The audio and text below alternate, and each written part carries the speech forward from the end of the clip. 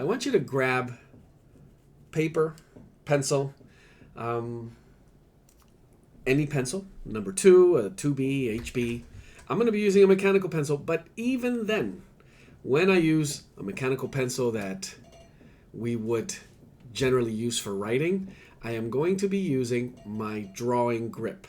Now, the most important thing that I just repeat over and over is how you use this instrument depends on if you have the proper grip.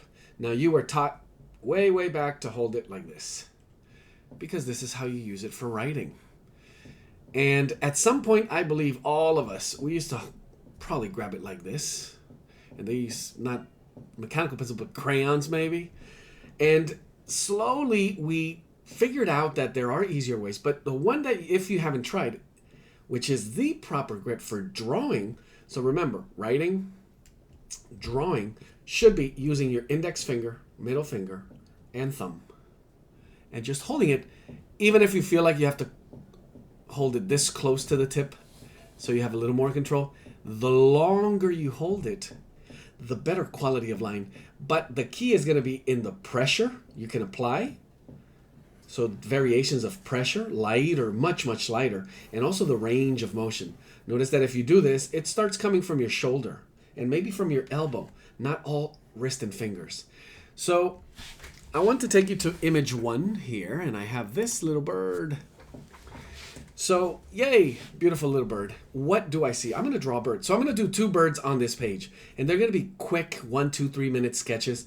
I'm not going to take it really far. What I want you to go through is, number 1, your grip. Practice it. I know it's tough if you've never used it. It does get easier. And eventually you realize, wow, what a way to get better, faster, and nonstop, where you really master the quality of your lines. Because you're only going to get so far here. If you begin to use this, the more and more you practice with it, the better you're going to see your quality of line. Now, the next thing is, what do I look at? So I'm looking at this bird, and what I generally recommend is looking for the biggest, simplest shape. So I squint at my subject a lot. I happen to do that. And do I see one simple big shape? Well, for me, it looks kind of like an egg. So I start with a soft motion, and what I'm doing here is kind of ghosting, meaning I'm using light, very light lines, and just going over until I visualize and see that I am capturing the correct size. So is it going to be this big or this big? Well, on my paper, this composition, I want it to be about this big. Now I'm also looking at the axis, so it's not a straight egg. It's kind of tilting this way. So I'm looking at the body, just in and around the neck, breaking it into 2 big pieces. Now there's maybe a little more roundness to the back of this egg here, so I can always adjust. But the biggest, simplest shape that I see is this one. Somewhat of an oval, round, oval egg shape that then has a smaller little egg shape. And here's the key, the combination of how these 2 shapes relate in terms of size and in terms of position. So notice that I could do this, and I begin to see very, very easily at any stage here, I could bring in an eraser and clean up some of these lines if they don't seem, or the entire shape. And I did not lose too much work. But I generally have a better sense of, okay, this needs to be rounder. Don't forget to catch yourself using the grip. And then we go from biggest shapes and simplest shapes to smaller, all the way until the smallest. And I know some of us want to go for that eye right now, but I would generally go to the curves. And what seems important next would be a little piece of the puzzle here that gives me, and I just see it as somewhat of a triangle, just for starters. Now there's a beautiful and very, very important curve here. And that is going to really define the likeness the characteristic of your bird. Because birds, and pretty much all animal portraits and obviously people portraits, it comes down to how you manage the quality of the curved lines. These little curved lines, and I call them S, like the letter S, or C shapes, because they could be kind of this type of S, and you didn't see it here, very curvy S, or very shallow. And it could be a very curvy C or a very shallow C. And they go obviously in both directions. So these very nuanced, very subtle curves are what make or break the likeness of your drawings, especially here. Everything else, it just becomes back to the curve. One way to see that is not looking at the bird, but looking at the shape of the space, which is called negative space. And some of you, if you've been in previous classes, you know what I'm talking about. It's the shape of the outer, the space around the subject. So you see, for example, this is a really good one. Instead of looking at the neck, I look at the shape of the space that is behind our little head here. And then I get a sense of how curved is my S or C shape here. And then round it out. All right, so I meant to do these fast, a little faster. So notice, from biggest to smaller, and there's one other big one here, which I want to get a sense of it. And it's also kind of a triangle that goes into the body, but I see the inside. And what matters here is the angles of the lines. So is the angle a little more vertical or horizontal? When it comes to diagonals, is it closer to vertical or closer to diagonal? And if you catch these angles, everything becomes much, much easier. So right there, 9 out of 10 people, if I showed them this, they would say, well, it's going to be a bird. If we were playing Pictionary, they would say, well, that's a bird, automatically. Because you have the general, most important lines and structure. From here, I would go to, by squinting. If you squint at your subject, you begin to see these big foundational lines that break into smaller and smaller pieces. And I also see light and shadow. So I begin to see the patterns of feathers and the shape of them. Notice that it goes almost right here through the head. And little by little, adjusting my curves, my shapes, getting a little better at relationships. And what do I mean by relationships? Well, this line comes straight across, so it goes right into the bottom of the eye. But the eye is not lined up with the beak. And again, I don't like to use those words, but this shape here, if I squint at it, this is going to be higher than if I were to draw a straight line.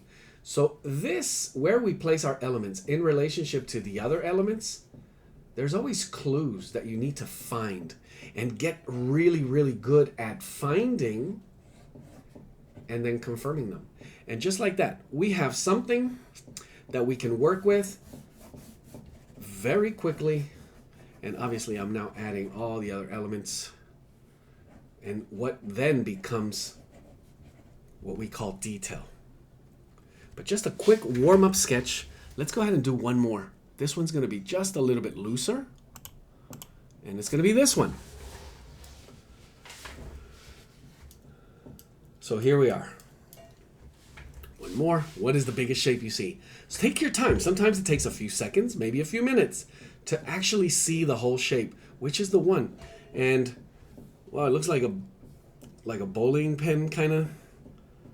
But even simplify it further. Simplest shapes are circle, square, triangle. And there, from there we go to maybe, okay, it's not exactly a circle, it's an oval. So maybe more like an egg shape. And I do see it here. So I'm ghosting it, trying to get a sense of the size of my drawing. And I want to see where is it thicker or thinner. So this body, because it's a little more elongated here. I also see rounder, curvier, let's call them shoulders. That's make it seem like it's tilting this way. Now we also have to have a sense of 3D. Is it coming towards us or away from us? So all these little concepts that we want to include in our drawing, we make sense of it depending on the quality and the curve of these lines and these basic shapes. Now from here, I'm going to look at the secondary shape, and it could be just start very simple. You don't have to take this. It does not have to be so perfect. It could just be circles to start off with. Simplified circles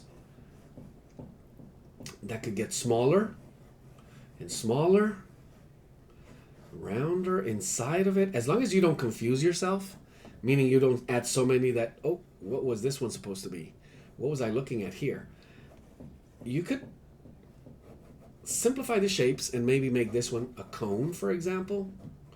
Now that I'm looking at the outer, I don't see anything else but maybe a cylinder. So from circle, triangle, and square, we go into sphere, cylinder, cone, cube, and that's how our shapes get one step more complex. So if you stay as simple as possible, as long as possible, you are going to have amazing drawings. I could just add a line here. If I'm not fully confident in the shape, whether it's a triangle or not, because it's the curve. So for now, I could just add a line or a tiny little triangle just to get a sense of the size. And how do I see the size? Now look at this beautiful S shape. I really wanted to show you this here. Kind of the reason I picked this bird. I'm gonna just do it a little harsher so you could see it. Do you see it? And I'm really making it a hard, darker S. There's that S shape.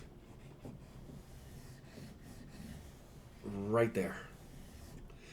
Now, if you see it and you're saying, no, he did it a little too sharp. There's a little more curved here. Yes, that's what I want you to start saying. Where is it flatter? Where is it more curved? And you're going to begin to deal with the concepts of convex or concave, meaning is it going in or is it rounding out? And if so, how much?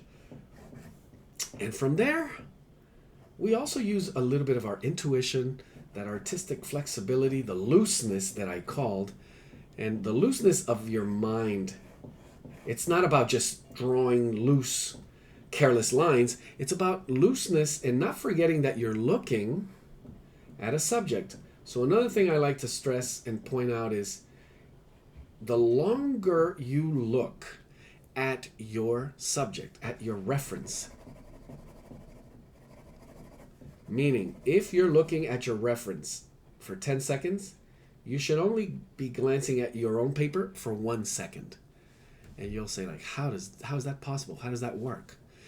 The more and more you try it, you begin to connect your eye directly to the tip of your pencil, as if you were drawing with your eyes. So your eyes need to really stay on the contour. Here's another shape. And does it always have to be a circle? Can it be a heart shape? Kind of a variation of a heart shape? Absolutely.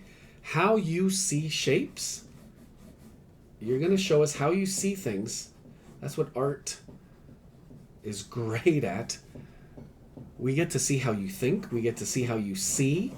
We even get to see how you feel. We get to feel how you feel.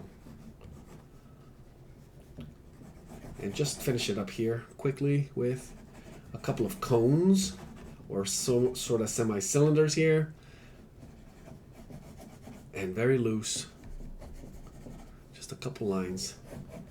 No additional detail. And we begin to get, okay, it's starting to,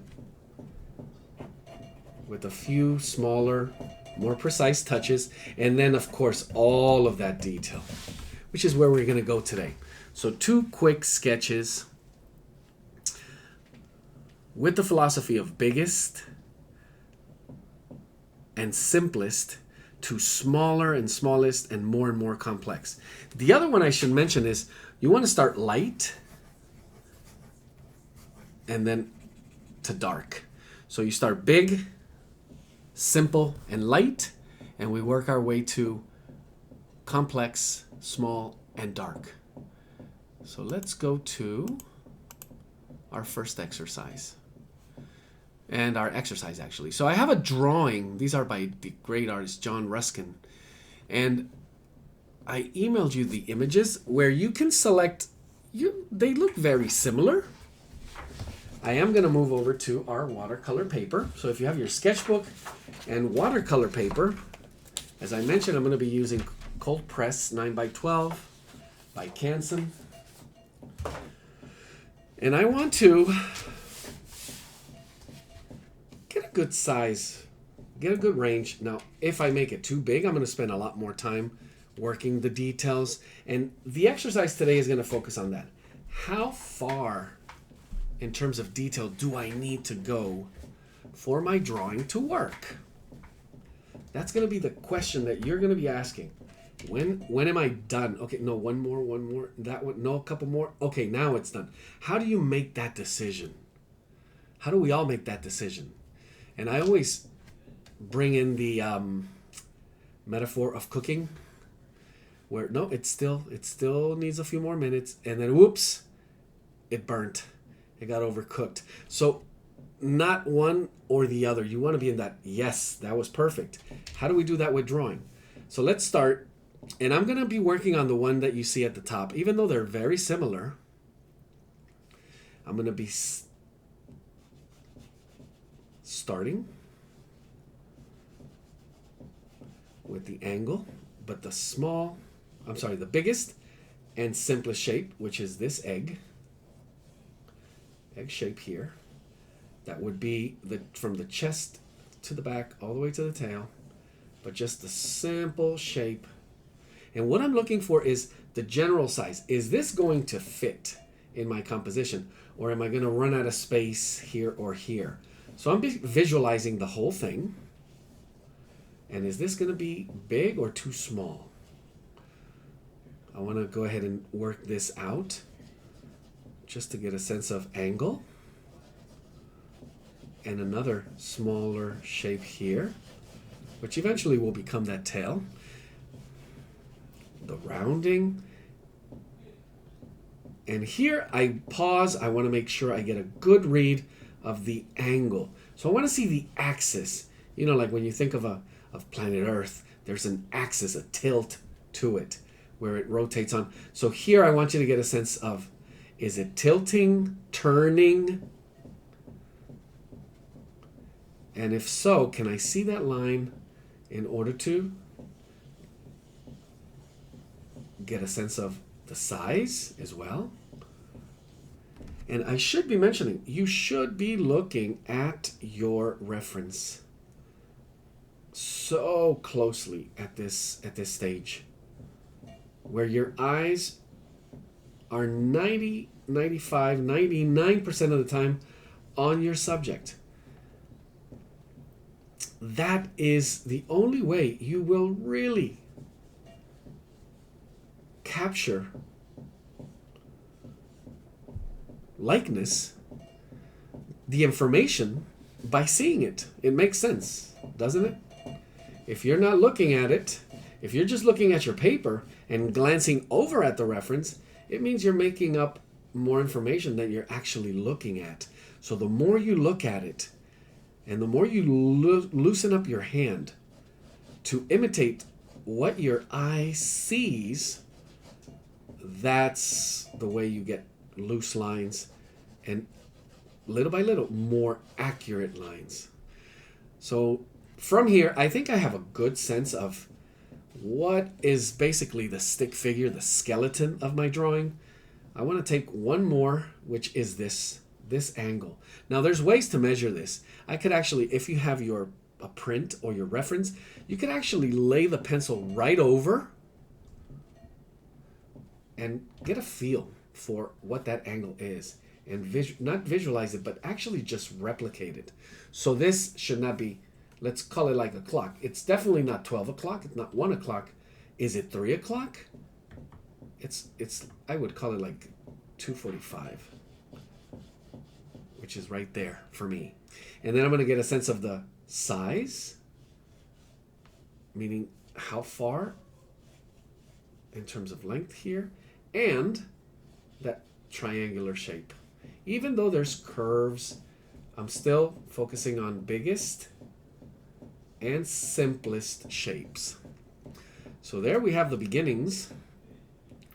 I want to go ahead and maybe just hint at some of these smaller little lines. And I could do that just by placing armature, like just pretty much stick figure lines for those feet that will eventually be there. If I squint, I could get into some of these lines, but we're going to do this in order, step by step. So I want to make sure I have my shapes. I want to make sure they're in place. I also want to make sure that I'm not skipping a step. What do I mean by skipping a step? Think about building a house. So you're building a house. Your first step would be to paint the walls? No, because there's no walls yet. You got to actually put that wood, build the foundation, pour the cement, then put all the metal hinge, all these things. Then you put on the walls, then you put on the things, and then you paint the walls. So when we talk about how to begin to add some of these lines, you got to ask your question. Is this the wood? Is this the drywall? Am I ready to actually hang pictures on the walls? Decorate it.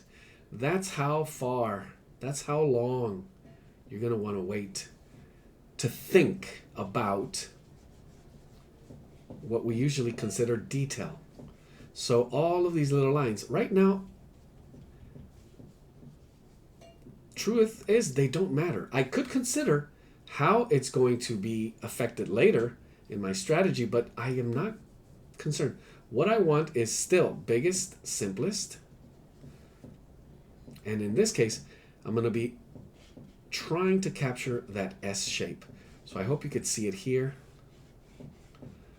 And the more you break it apart, and there is a great way when you do study methods of drawing, how to get better at breaking down these S-C shapes for better quality drawings. Because this is it. This is where it's all, this is what it's all about. How we can break down, bring in just a little bit of lighter line. So you want to also build biggest to small, simplest to more complex, and also light. You want to stay as light as possible, as long as possible. You don't want to go to really dark lines right away, and have the patience to do it. So it's also a test in exercise and observation, but also a test of patience. How you can follow your plan, your steps, and not skip ahead. Before you have, I call it a setup for success. You can set yourself up for easy success with a drawing by following some of these principles. And they're very easy to remember. Biggest, simplest, light. To smallest, most complex, and dark. I also recommend techniques of squinting when you're looking at light, but also closing one eye. When you're looking at outer shapes, for example, this S shape here, if you close one eye, your binocular vision becomes monocular, which means you flatten things. So even though this two-dimensional illusion of a bird, when you close one eye, you actually can see the space and the shapes in and out of the shape, meaning that negative space, a little bit flatter, a little bit better, a little easier for you to read and copy. So squinting or closing one eye. What if I close one eye and squint? Okay, that's, now I don't see anything. But hey, it could work. We all come up with our own recipes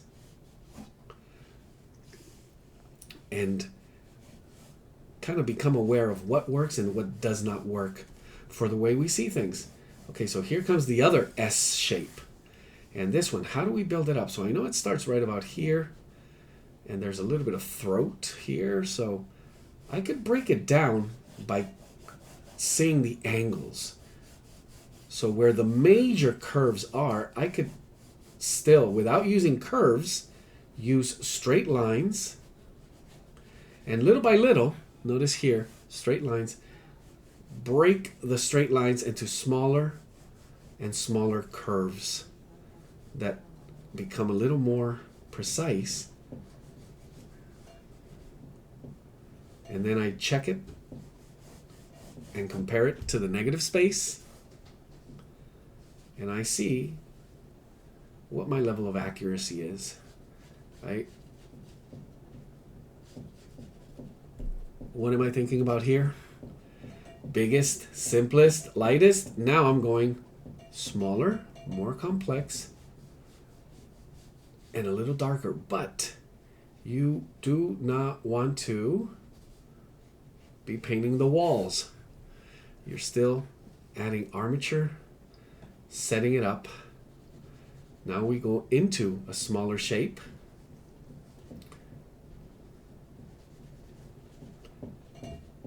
Just a triangle. Notice this small little line that I added here. It's just a hint at what's coming.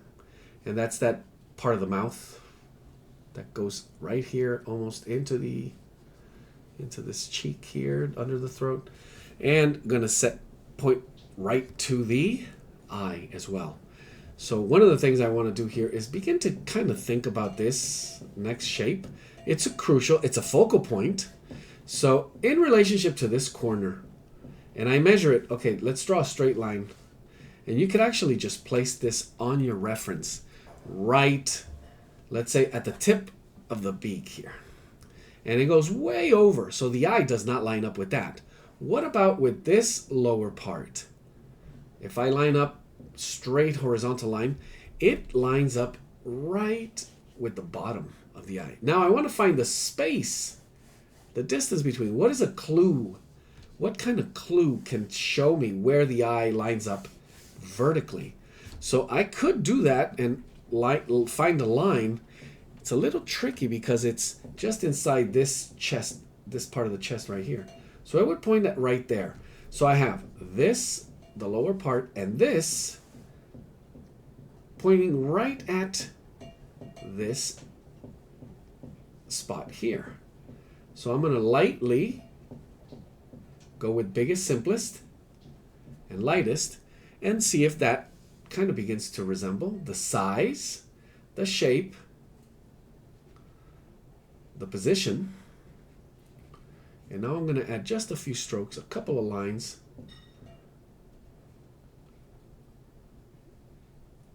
For the quality of the top of the shape, which is kind of that eyebrow. So just a few lines that cut the circle into a little bit of an angle. All right, where do we go from here? So far, looking good.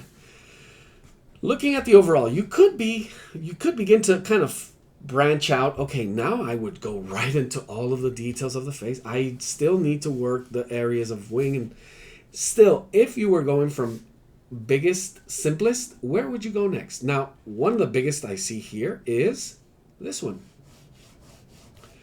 There's a line that gives us this shape. I don't even know what to call this shape. I don't want to call it the name or the thing, because then it actually affects the way we draw. If I called it a wing, then you're thinking wing, and you have preconceived symbols of a wing that could affect the way your drawing looks. But this to me was the major line. From there, I'm squinting, and I have this really interesting shape here that becomes dark. It's just a dark, and I'm just kind of sketching it in. Maybe it's a weird, non-descriptive shape, but it just goes right down the backbone, really, right up into the head. But it is a shape that I think needs to be described right at this moment. And all of the little patterns that we have there, too small, too complex at this point. What I do see is a break right in here between sort of chest and throat. So I want to see this shape here of white feathers. That takes us kind of right up. And I want to isolate, just see that white area as one single shape and see if I can capture it. So this shape has a nice angle, a curve, flattens out, comes back in, and then again it just blends, but also has a nice round and blend right into the beak. And it is that, how we see simple shapes and how we can match the simple shape that we just saw. So how we see it and then how we match it. Notice here I have clues that line up angles that point right at other shapes that become smaller, more complex, but that you could pretty much piece together like a puzzle. So here we have this white, kind of fluffy feathering side of the head, and it goes right into this rounding reddish brown under the eye, and all of these other shapes just fall into place. Now if I got that right and this right, that means that this area of bluish and violet should also match, and without even ever attempting to draw it, but by piecing the shapes around it, it came together. Effortless, which means we're on the right track. Now it gets a little bit looser, also a little bit smaller, and when you, and I use the word tight, when you tighten up and you get too focused in one area, notice how we've been loose all around, biggest, simplest shapes. When you begin to get too focused in one single area, your drawing gets really tight. And I say not exactly tight physically, but tight mentally. And it will show. Sort of a disconnect between that area and the rest of the drawing. So I maintain a pattern of looking for still the bigger, simpler shapes, or in this case, they start becoming lines. So the angle of those lines, the relationship of those lines,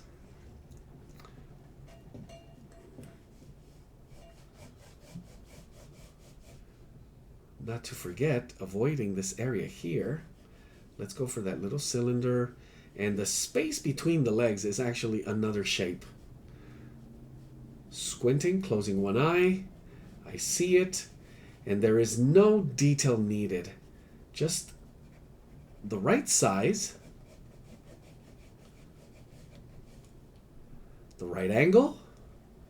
I also look at the negative space, meaning the shape of the space around the element that I'm attempting to draw. But once I take my eyes off of it, we disconnect, we lose that connection. And we kind of understand that better nowadays with our how we use Wi-Fi. Oh no, the signal is weak. So here you want to maintain a strong, hardwired signal to the subject. Don't lose the connection. And I would recommend areas, for example, like this. I call it blind drawing, where you don't even look at your paper. You just look at the lines and the shapes and just follow them. And they're so forgiving because they're organic. And they come pretty close. Pretty close.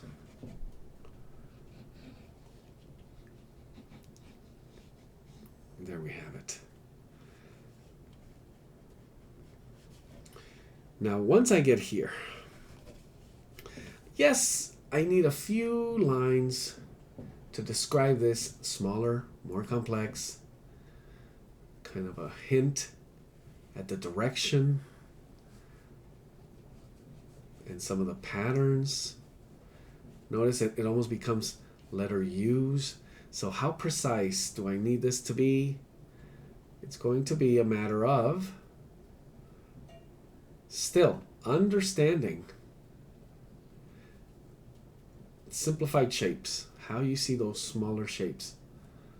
Oh, here we are. We have a nice line, and we feel like we need it. Do we really? Trying to get all the way through a drawing by just piecing it together without feeling like you actually drew a descriptive line or like a mouth, for example, but just a simplified shape, in this case a line in the proper angle, the angle that seems like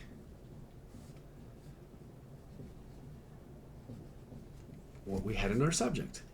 And that is how far I need to take my drawing in order to bring watercolor. So I have with me a palette of watercolor. I'll show it to you right here. I have all my warm colors, my cool colors, and my earth tone colors.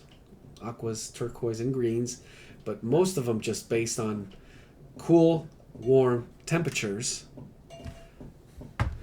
Now, you don't need that many. I usually work with a limited palette.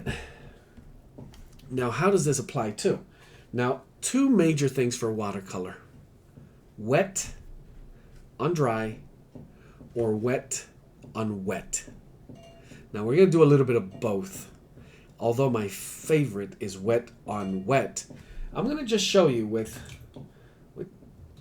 somewhat of same thing. My biggest, go from a bigger brush to smaller, smallest. You want to start here with the biggest. And I'm just going to kind of get a feel for the color. I'm getting a feel of Venetian red. Maybe a tiny bit of burnt umber or cadmium red. And mix them up very lightly. Now for watercolor, I am starting with wet water pigment on dry paper, and I'm just going to go ahead and lay down my first layer. Now I always start also with the lightest wash, the lightest layer. One thing you really want to be doing here, squinting. Squinting, making sure you see the light. What's lighter, darker? How can I play with values, meaning lighter, darker areas of color? Starting with these two big shapes that I see here, sort of resembling the color. And I'm also going to use touches of the same color that I could then layer over. So this is wet, and I wanted to show you, if you haven't done this before, the techniques of wet on wet. And like what we just did here is wet on dry. So right here,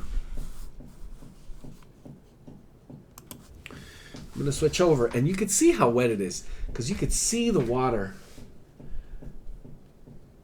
still shiny. And when I bring in a second touch of the same mix of pigment, a little bit less wet, that's the key, I could dab it on. And when I dab it on, I'm also working at an angle, so you see a little bit of drip. Notice how I'm not brushing. I'm kind of like dabbing it on. I could go pick up a little more consistency in my pigment, so a little bit darker. And I'm going to touch it and have the colors blend. So what I really recommend is finding what's called the magic moment in watercolor. When paper, water, and pigment are having a blast. If it's too wet, it gives you a different feel, a different level of dispersion, of granulation, it's called, where the pigment just flows all over the place. The paper's too wet, it doesn't settle, water's running like a river. Although we see it from a distance, if we could look through a microscope, every dab here is like a waterfall coming in. And I want to give it a little bit of time. And I want to catch it at that moment when the water is being soaked into the paper. So think of it this way.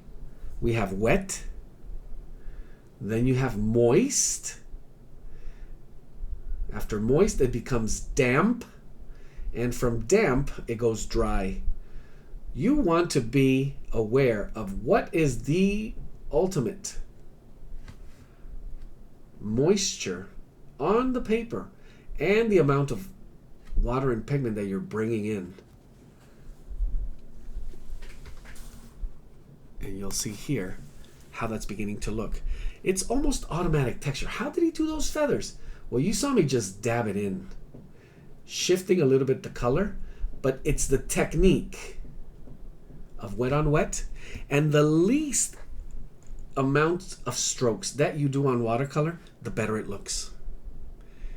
If you could do this, let me show you here. See if I could do it. I'm going to try to match the color, and you could play. This is a very fun, playful subject that allows you to maybe take a little bit of liberty, a little freedom with color mixing. So I'm going for a blue-violet here. And if you could, kind of in one dab, one stroke, bring your color and leave it alone, you don't see it, but there's tons of things happening there. The mistake I see very, very often is this. When you just brush over and over an area, kind of just overpowering the magic. Now with the dry brush, we could come back in and lift some of that watercolor. So let's not get too carried away. I want to stick to biggest, simplest. So I'm going to go for a tiny bit of cobalt blue, lighter version of it. The most important thing you want to do with watercolor is preserve your lights, preserve your whites. So there are areas that are white that once I paint over them, I don't have white paint to go over it. That's the trick with watercolor. But if I do, for example, here, this whole area of blue, and I used the under, notice the feathers, the color of those feathers. I could use this as underpaint as a first layer of color that once it dries, and this one I will need to dry in order for me to get any type of detail going on right over it, where it will get a little bit darker. And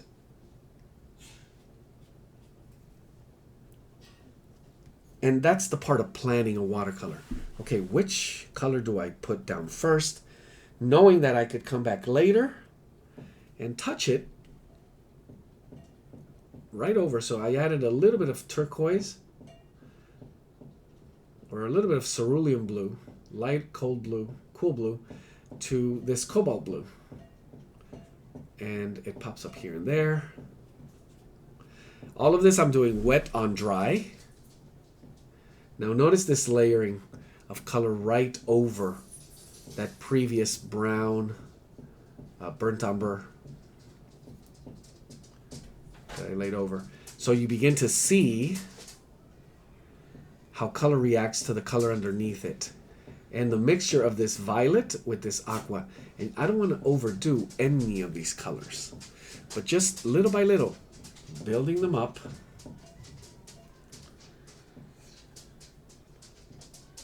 I'm going to mix a little bit of that violet right into my burnt umber. And I'm going to bring it into this area here. So yes, the paper's wet, and I go right for wet on wet technique, with a little more vibrant color. Now remember, there's areas of white that you want to preserve. So make sure, like this one here. And I will bring back, it's not full white. I'll bring in a little bit of gray or light blue touch. And I'm beginning to feather my strokes, if you notice here. So it follows the direction of that paint. And you realize it's about finding the shapes like we did in drawing. Now it's finding the shapes and matching the color and the value.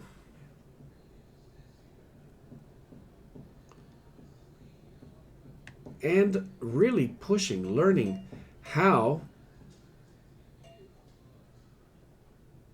to take the technique of applying color, whether it's wet on dry, wet on wet, and there are so many others, but the variations of them start and end there.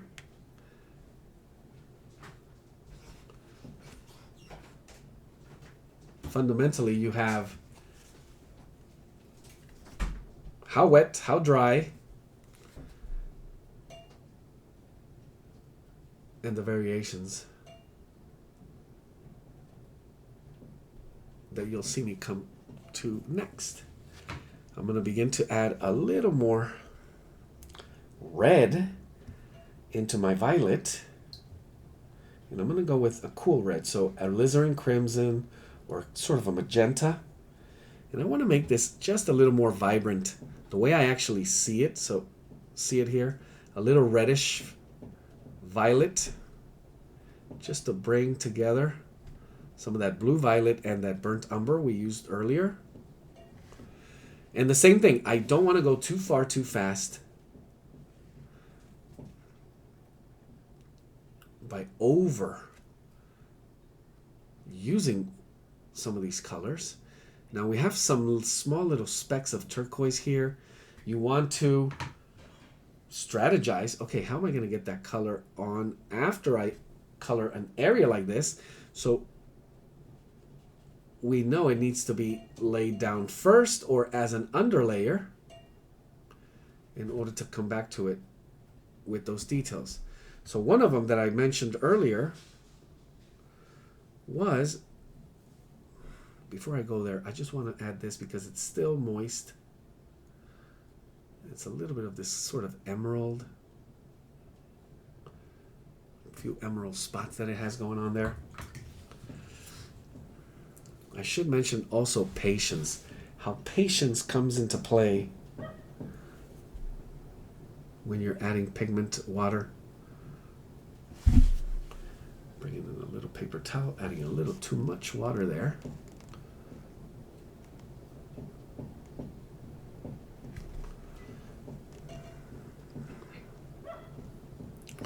And a little more turquoise. I'm going to go ahead and just get a read for these small little areas, these spots in the feathers that we see here.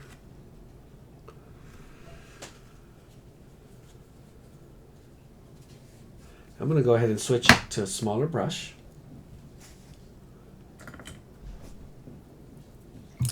And what I want to do next is make sure I test that it's dry, the area where I'm going to be working over. Before I do that, I want to preserve some of the lights.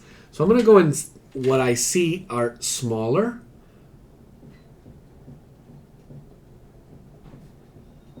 And because they're not white, but around it, some of these gray areas around the eye, I could work a little bit easier. And remember, from lightest to darkest, there's a tiny bit of blue. Oops, I went too dark there. Didn't mean to go that. That's our finishing touch there. Just touching it with a little bit of Payne's Gray and adding a light, nice little bluish gray touch underneath. Having it blend just a little and preserve that highlight. So notice how I stay away from there. And as you could see the eye there,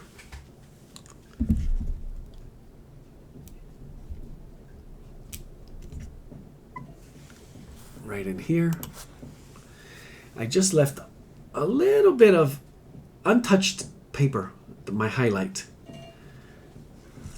So you could see, as I get smaller, more complex, I'm going to try to match that gray. I'm going to use Payne's Gray, mix it with what I had earlier for that reddish burnt umber area. And what I want to do here is describe the pattern. So some of these are going to be very linear, so the paper has to be dry. And you see some of the outer edges. I also added a little bit of pencil lines there. I think it needs to be a little bit more saturated, not darker, but a little bit of heavier pigment. So not as light. You also want to maintain a little bit of looseness, just like you did with your drawing. So you see how what I wanted to show you is how we're layering a darker value color over a dried layer.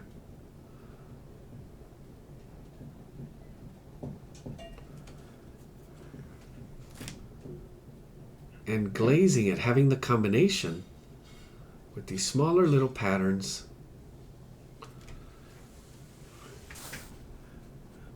Looks a little tricky with that light.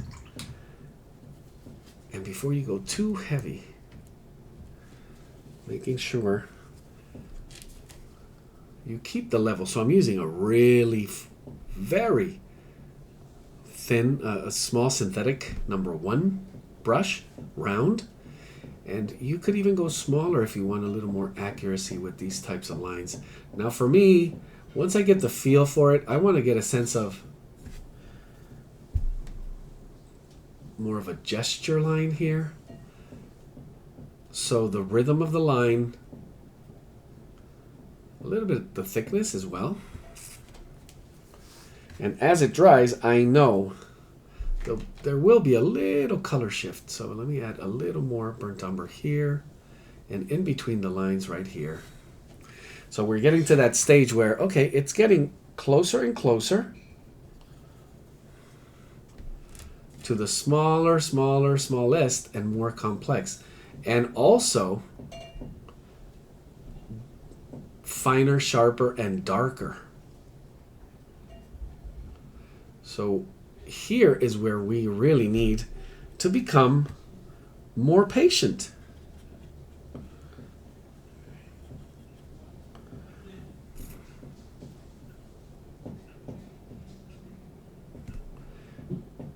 Going in for a few touches as we add our finalized shapes. It's not details, it's just smaller and smaller shapes. Making sure you capture that right, the level of value.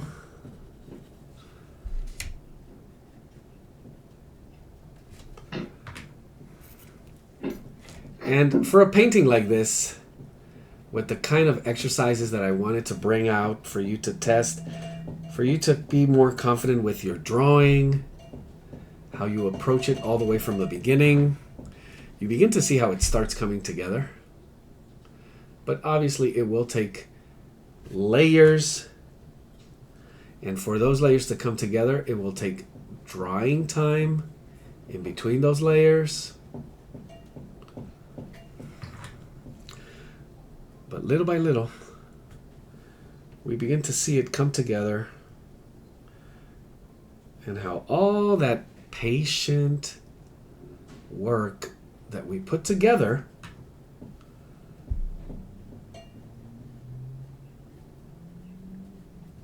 starts coming alive. Let me go ahead and close this out here with what I was talking about. Just instead of leaving it white, we go with a light value, and I'm going to use Payne's Gray, really water it down. I could touch it with maybe a bit of cobalt blue to lighten it even more compared to the Payne's Gray, and then by adding even more water, maybe even do it wet on wet, I'm going to turn this into sort of a gray.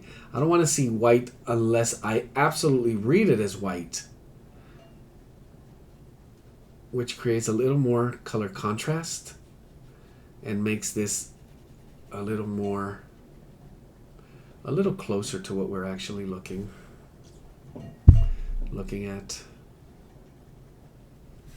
Same thing, you can do it with yellow ochre.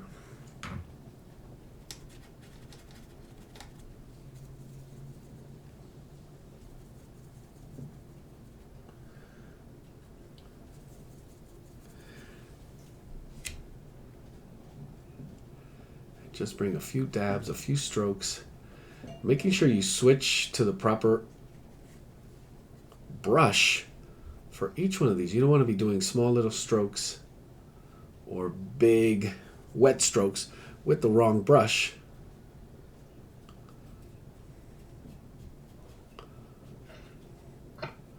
And not to rush it. Hopefully you don't rush it. I have a feeling once we start reaching what feels like, okay, it's almost done, it's the end, I'm coming to conclusion, that's where we usually tend to get a little faster, when in fact we should become way more patient, more precise.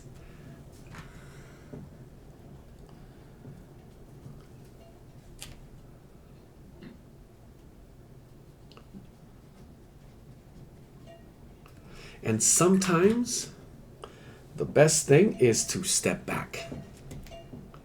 So you step back for a few seconds, you look at it, and you begin to see what it needs. It's going to tell you, it's going to speak to you. And it's going to say, ooh, this area here, it's working. This one needs, what does it need? And as I said earlier, before we overcook it, it's best to sometimes pull back, give it a little room to breathe.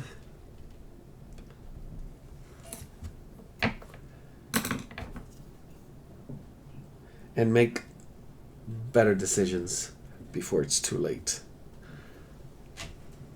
Bringing a little bit of a bigger brush again.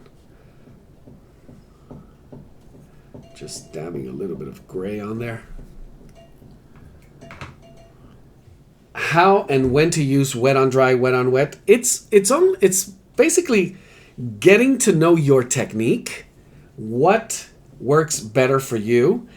And so, in explaining that technique of wet on wet, I could do it here very easily. I wet the paper, and if I bring pigment right away, you're going to see what happens. You see how it just explodes all over. So that's really wet, and sometimes it could drip depending on how much water I added. Now, if I bring, the paper here is dry. So if I do wet on dry, look at the difference. So which one do you prefer? This more surprising, kind of random, a little bit of a,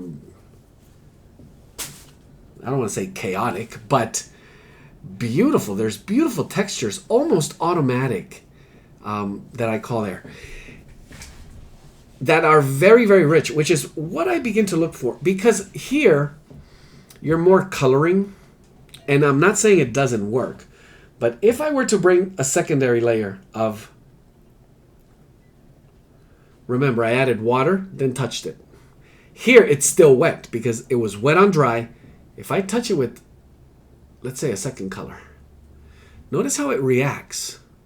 And it's from wet on dry, it now became wet on wet. So the timing, how far I wait, notice that there's still a little bit of dispersion there. If I wait a few more seconds, my strokes are going to look like this. Notice the difference between this and this.